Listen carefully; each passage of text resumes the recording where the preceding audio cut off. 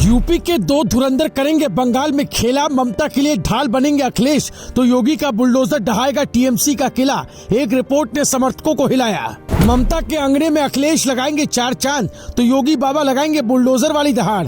हिंदुत्व के पिच पर बैटिंग करने को तैयार, मचा अभी से हाहाकार। योगी मॉडल की गूंज से बदला अभी से सियासी माहौल। क्या यूजीसी का दिखेगा बंगाल में असर? सोशल मीडिया पर छिड़ी चर्चा, योगी उड़ाएंगे इस बार बंगाल में गर्दा। पश्चिम बंगाल में फिर एक बार ऐसा खेला होने जा रहा है जिसने अभी से यूपी का माहौल गर्मा दिया है, क्योंकि बंगाल की सियासत इस वक्त ऐसे मोड़ पर खड़ी है जहां मुकाबला सिर्फ स्थानीय नेताओं का नहीं बल्कि बाहरी बड़े चेहरों का भी बन चुका है।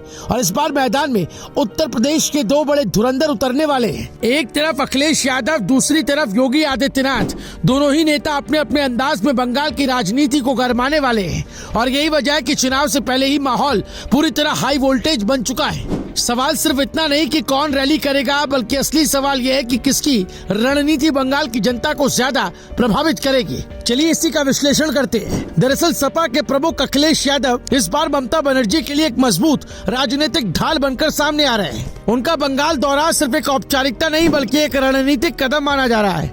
बताया जा रहा है कि अप्रैल के दूसरे हफ्ते में अखिलेश बंगाल पहुंच सकते हैं और खास तौर पर उन इलाकों में प्रचार करेंगे जहां हिंदी भाषी और यादव मतदाताओं की संख्या अच्छी खासी है। इसका सीधा मतलब है कि अखिलेश का फोकस वोट बैंक को साधने के साथ साथ विपक्षी एकता का संदेश देने पर भी होगा। ममता और अखिलेश के बीच जो राजनीतिक और व्यक्तिगत समीकरण है वो इस गठजोड़ को और मजबूत बनाता है और यही वजह है कि टीएमसी को उम्मीद है कि अखिलेश की एंट्री से उसका जनाधार और मजबूत होगा।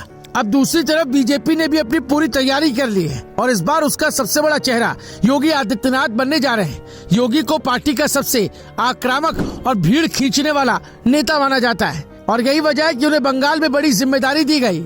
खबर है कि पहले चरण के मतदान से पहले ही योगी उत्तर बंगाल, मालदा और मुर्शिदाबाद जैसे संवेदनशील इलाकों में लगातार रैलियां करेंगे।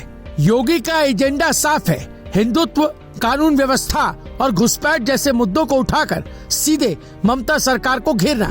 उनके भाषणों में यूपी के सुशासन मॉडल का जिक्र और सख्त कार्रवाई की छवि को सामने रखा जाएगा ताकि मतदाताओं को एक अलग विकल्प दिया जा सके। सबसे दिलचस्प बात यह है कि इस बार बंगाल का चुनाव सिर्फ मुद्दों पर नहीं बल्कि नैरेटिव की लड़ाई बनने जा रहा है। एक तरफ अखिलेश यादव गठबंधन और सामाजिक समीकरण का कार्ड खेलेंगे, दूसरी तरफ योगी आदित्यनाथ हिंदुत्व और कानून व्यवस्था का एजेंडा लेकर मैदान में उतरेंगे। यानी सीधा मुकाबला दो अलग अलग राजनीतिक विचारधाराओं के बीच देखने को मिलेगा। यही वजह है कि इस चुनाव को लेकर राजनीतिक विश्लेषक भी मान रहे हैं कि ये सिर्फ सीटों की लड़ाई नहीं बल्कि सोच की लड़ाई बन चुका है। इस पूरे चुनाव में एक और बड़ा फैक्टर सामने आ रहा है और वो वोट बैंक का बंटवारा है।